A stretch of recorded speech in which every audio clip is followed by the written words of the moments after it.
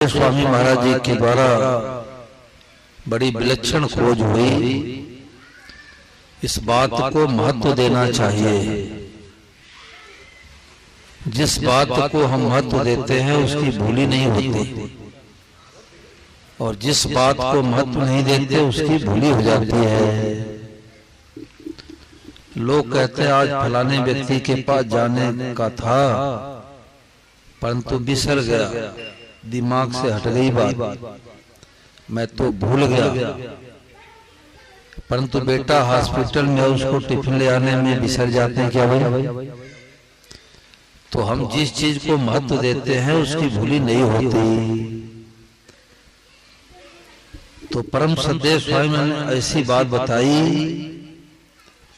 महाराज ने कहा ऐसी बातें सुनने को मिल जाए तो कमरा बंद करके नाचो। सबके सामने नाचेंगे तो भक्ति कपूर की भांति उड़ जाएंगे। कमरा बंद करके नाचो कि हम अज्ञानी जीव को, कलयुगी जीव को इतनी ऊंची बात मिल गई। कौन सी बात? तो महाराज ने कहा कि अरे भाई सब रूपों में भगवान ही प्रकट हुए हैं। दादा दादी के रूप में साक्षात भगवान, माता पिता के रूप में साक्षात भगवान, बेटे बहू के रूप में साक्षात भगवान, कार के रूप में भगवान, बाइक के रूप में भगवान, पेड़ के रूप में भगवान, अच्छे के रूप में भगवान, मंदे के रूप में भगवान, मित्र के रूप में भगवान और शत्रु के रूप में जोर से बोलो भगवान। 9 दिन से आप लोग यही सुन रहे हैं। कई माताएं बहनें भाई लोग सोचते हैं बाबा जी इसके पीछे पड़ गए। अरे हमारे को कई वर्ष से पीछे पड़ने के बाद थोड़ी दृष्टि गई है भाई। महाराज जी का सत्संग सुनता रहा, उधर दृष्टि नहीं गई। ये तो ठाकुर जी कृपा हुई। लॉकडाउन लगा था और मैं वृंदावन गया था सत्संग सुनने के लिए। तो अब गया था तो 8-10-12 दिन के लिए लगभग, और ऐसी कृपा ठाकुर जी की हुई कि 9 महीने 7 दिन वृंदावन नहीं रहा। बोलो वृंदावन धाम की। तो महाराज जी की पुस्तक में पढ़ रहा था, बन गए आप अकेले सब कुछ। तो पेज संख्या 27 पर बहुत विशेष बात महाराज जी ने लिखी। वो पढ़ के सुना रहा हूं कि महाराज जी ने क्या बात लिखी। महाराज ने कहा कि सब भगवान ही है। इतना सुगम साधन मैंने कहीं नहीं देखा है। मेरा घूमने का फिरने का बहुत काम पड़ा है। मेरे जैसा घूमने फिरने वाला आदमी कम मिलेगा। पुस्तकें मैंने बहुत देखी है, मिला भी बहुत आदमियों से हो, परंतु पारमार्थिक उन्नति की ऐसी सुगम बात मैंने कहीं नहीं देखी। परमात्मा प्राप्ति में भविष्य नहीं है और क्रिया था पदार्थ भी नहीं है। ऐसी बात मेरे देखने में पढ़ने में कहीं भी नहीं आई। आपके देखने में पढ़ने में आई हो तो बताओ, मैं वैसा कहना शुरू कर दूंगा। तो स्वामी महाराज जब थे तो वासुदेव की बात है। वासुदेव मतलब सब रूपम वासुदेव भगवान। ये बातें बहुत अच्छी लगती थी।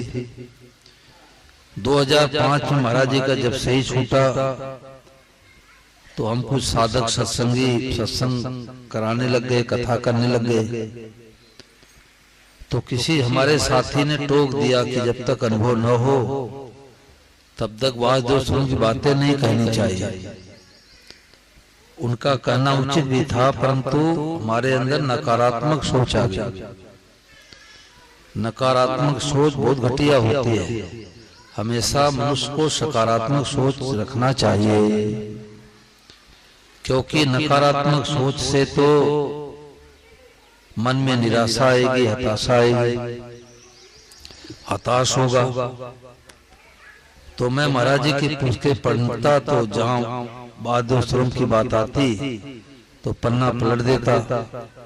ये तो कोई हिमालय के गुफा में रहने वाले साधु महात्माओं को बात बैठेगी। तो मैंने महाराज जी की जब ये बातें पढ़ी, कितना सुगम कोई काम है नहीं, हुआ नहीं, होगा नहीं, हो सकता ही नहीं। तो महाराज जी का रेडियो लेकर के मैंने लगभग 58 प्रवचन सुना। तो लगभग 58 प्रवचन में एक प्रवचन ऐसा मिला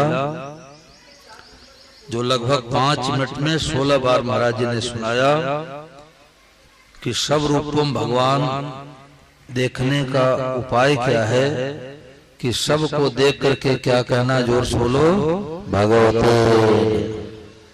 तो लगभग 4.5 वर्ष पहले हमारे कोई बातें मिली भाई, और महाराज जी की पुस्तकों से जुड़े हुए हमें 36 साल हो गए। सन 88 से महाराज जी की पुस्तक मिली थी। तो 36 सालों में सुनते रहे, पढ़ते रहे, सुनाते रहे, परंतु उधर दृष्टि नहीं गई। ये दृष्टि जाती है भगवान की कृपा से। तो महाराज जी की ने क्या सुनाया, अब सब लोग महाराज जी को हाथ जोड़ के प्रणाम करो और 1 मिनट के लिए महाराज जी की वाणी सुनो।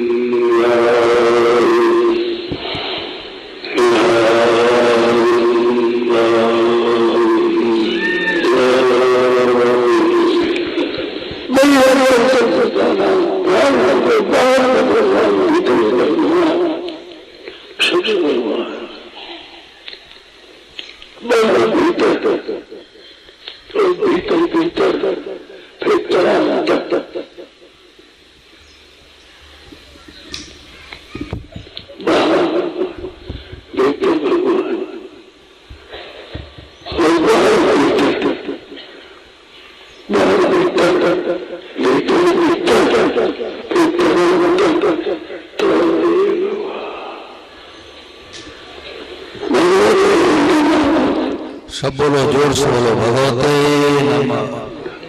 भगवते नमः। भगवते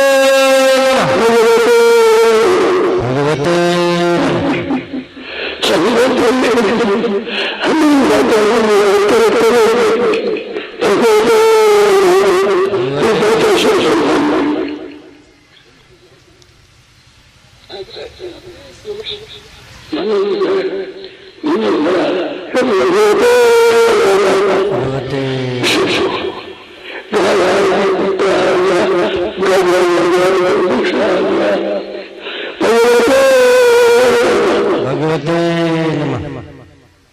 तो जैसे अंधेरे में कोई जंगल में भटक जाए रात्रि में, तो एक पैर आगे बढ़ाना मुश्किल हो जाता है, और कोई दयालु टॉर्च पकड़ा दे तो जल्दी जल्दी घर पर पहुंच जाएगा।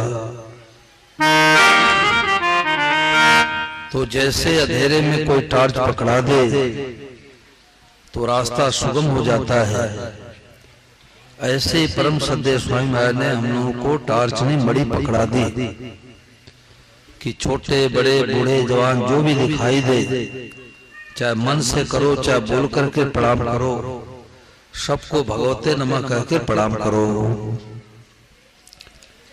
तो डिप्रेशन, टेंशन, अशांति मिट जाए, और यही बैठे बैठे मिट जाए, सदा के लिए मिट जाए। और नहीं तो गर्मी के दिन में कमरे में तो एसी चलेगी, और बैरी की आदत आते ही हीटर चलने लग जाएगा कि देखो पड़ोसी ने हमारे जगह जमीन को क्यों दबा दिया, मुनीम 2 लाख रुपए क्यों लेके भाग गया, मित्र ने 4 लाख रुपए लेके वापस क्यों नहीं दिया,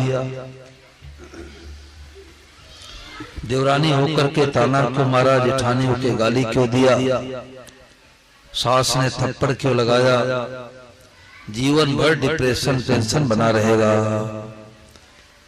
तो ये भगवत भाव बनाते ही शांति कि अरे भाई सब रूप भगवान है, हृदय से उनको क्षमा कर दो।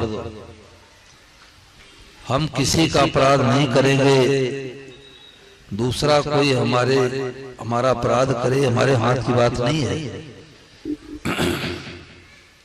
हमारे किए कर्मों के फल के अनुसार कोई सुख पहुंचाएगा, कोई दुख पहुंचाएगा, परंतु हम किसी को दुख नहीं पहुंचाएंगे, ये हमारे हाथ की बात है। देखो, एक राजा और बनिया की मित्रता थी, बड़ी मित्रता थी। न तो राजा बनिया से टैक्स लेता और न तो बनिया राजा से कोई हिसाब किताब मांगता। अपने गोदाम से माल भिजवा देता राजघराने में। 50 साल की मित्रता चल रही थी। एक दिन की बात की रात्रि में बनिया अपने बिस्तर पर लेटे लेटे सोचने लग गया कि कोई नगर सेठ मरे, कोई धनी व्यक्ति मरे तो हमारा चंदन का गोदाम खाली हो जाए। अब रिक्शा चलाने वाला, अब कोई घर में मरेंगे तो चंदन की लकड़ी थोड़े काम मिलेगा। तो सोचने लग गया कि धनी व्यक्तियों में कौन कौन धनी है और कौन वृद्ध हो गए हैं। तो सोचते सोचते उसके मन में आया कि अगर राजा साहब मर जाते तो हमारे चंदन की लकड़ियां सब खाली हो जाती। अब देखो, जैसे उसके अंदर भाव आया, राजा लेट करके उधर सोचने लग गया कि अरे बनिया हमारा मित्र है तो क्या मैं राजा हूं देश का, टैक्स लेना तो राजा का कर्तव्य बनता है। और मुनिमों को बुला करके कहा कि जल्दी जल्दी तल पर तैयार करो और शाम तक टैक्स भेजो। 5 करोड़ का टैक्स लेकर के सिपाही पहुंच गए। बनिया देख करके हक्का बक्का रह गया, ये टैक्स कैसा, राजा से तुम्हारी बड़ी मित्रता है। सिपाहियों ने कहा कि हाँ, राजा साहब ने टैक्स भेजा है। तो उसने कहा चलो राजा साहब से मिलते हैं, क्या बात है, आपके मंदिर में अंदर ये दुर्भावना कैसे आई। तो बनिया गया, राम राम किया, राजा साहब आपके मन में ये दुर्भावना कैसे आई। तो राजा ने बनिया से कहा कि आपके मन में कोई ऐसा भाव आया था क्या। बोले आया था, हमारे मन में भाव आया था कि कोई धनी व्यक्ति मरे तो चंदन की लकड़ियां खाली हो जाए। तो मैंने सोचा कि राजा साहब मर जाते तो चंदन की लकड़ियां खाली हो जाती। तो राजा ने कहा कि तुम्हारे अंदर भाव आया, वही भाव हमारे हृदय में टकराया। तो संतों ने कहा कि भाव बनाओ तो ऊंचा से ऊंचा बनाओ। क्या, सबका हित हो जाए, सबका कल्याण हो जाए, सब सुखी हो जाए, सब निरोग हो जाए, सब धनवान बन जाए, सब खूब संपत्ति हो जाए। भाव बनाओ तो ऊंचा से ऊंचा। संतों ने कहा रे भाई, मन का ही लड्डू बनाना हो तो उसमें घी चीनी कम क्यों डालो, खूब चकाचक घी डालो, खूब चकाचक चीनी डालो। जब मन का ही लड्डू बनाना है तो ऐसे जब मन का भाव अच्छा ही बनाना है तो बढ़िया बनाओ, बुरा क्यों बनाओ। तो सब रूपों में भगवान ही प्रकट हुए हैं, ये सबसे ऊंचा भाव है। इससे आगे, इससे बढ़कर के कोई ज्ञान नहीं है, कोई इससे ऊंचा भाव नहीं है। और महाराज जी ने कहा कि घर घर में शांति हो जाए, पूरे विश्व में शांति होगी तो भगवत भाव से वाजो सर्वम से। बर्ताव तो अलग अलग करना है। जैसे पंडित जी पूजा पाठ में करते दाएं हाथ से स्वाहा स्वाहा करो। अब कोई आधुनिक युग का लड़का लड़की हो, अब कहे पंडित जी आप पक्षपात क्यों करते हो। अरे एक ही शरीर का अंग है, चाहे दाएं स्वाहा करे चाहे बाएं स्वाहा करे। तो पंडित जी डांट करके कहेंगे कि हम बुद्धिमान है कि तुम बुद्धिमान हो, दाएं स्वाहा करो। यानी एक ही शरीर के एक ही हाथ में, हाथ में फर्क है। कमर के नीचे हाथ चला जाता है तो हाथ धोते हैं, और सिर खुजलाते हैं तो हाथ थोड़े धोते हैं। है सब शरीर का अंग। कोई रास्ता पूछे कि हमें भटार रोड जाना है, बेसू जाना है, और आप लोग उंगलियां दिखा दो कि ऐसे ऐसे ऐसे चले जाओ, 10 किलोमीटर 15 किलोमीटर पर बेसू पहुंच जाओगे। वो कहेगा थैंक यू, धन्यवाद, और अंगुली की जगह ऐसे अंगूठा दिखा दो तो कहेगा हम आपके यहाँ पर आया हुआ हूँ, अंगूठा दिखा दो, और हमारे यहाँ आओगे भटार रोड पर तो हम भी अंगूठा दिखाएंगे। तो एक ही हाथ के एक ही पंजे में अंगुलियों में भेद है। तो ये सबसे ऊंचा ज्ञान, सबसे ऊंची बात। हमारे को राजस्थान में अलग अलग 2 माताओं ने कहा कि महाराज मैं तो बात बात में पड़ोसन को गाली निकालती थी, अब जो कथा नहीं सुनती उनके मुख से राम राम कैसे निकलेगा।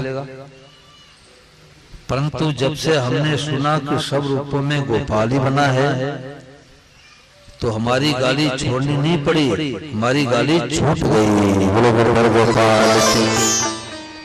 अब किसी को ताकत है कि गोपाल को, राम जी को, शिव जी को गाली दे दे? गाली नहीं दे सकता।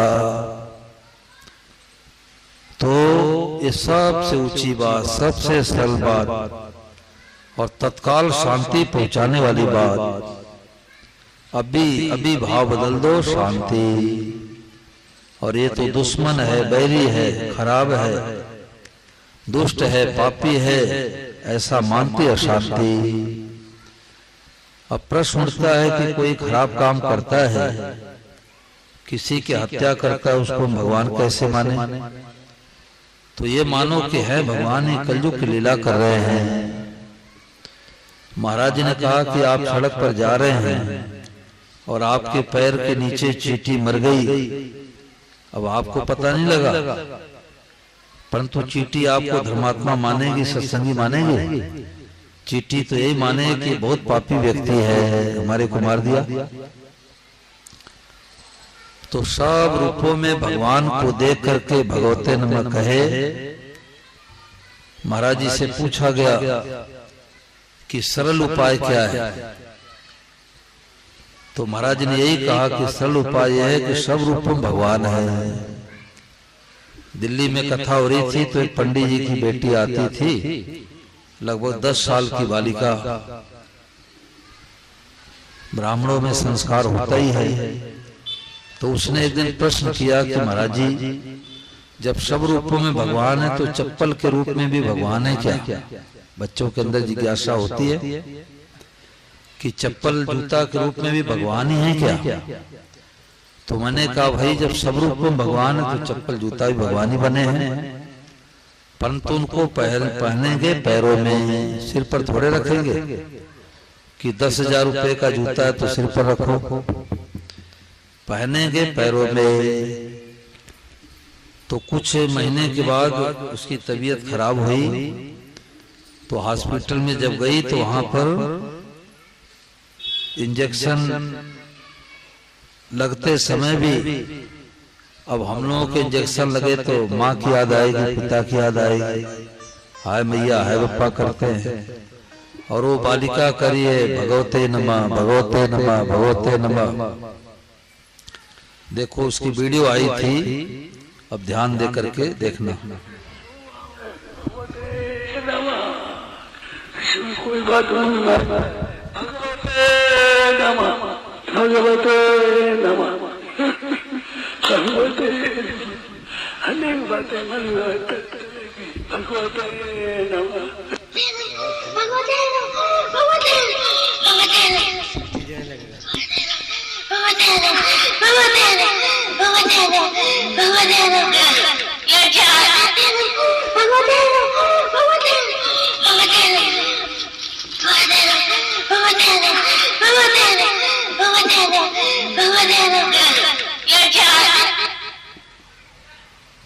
तो इसी का नाम सत्संग है कि महापुरुषों के बातों को पकड़ने का नाम सत्संग है।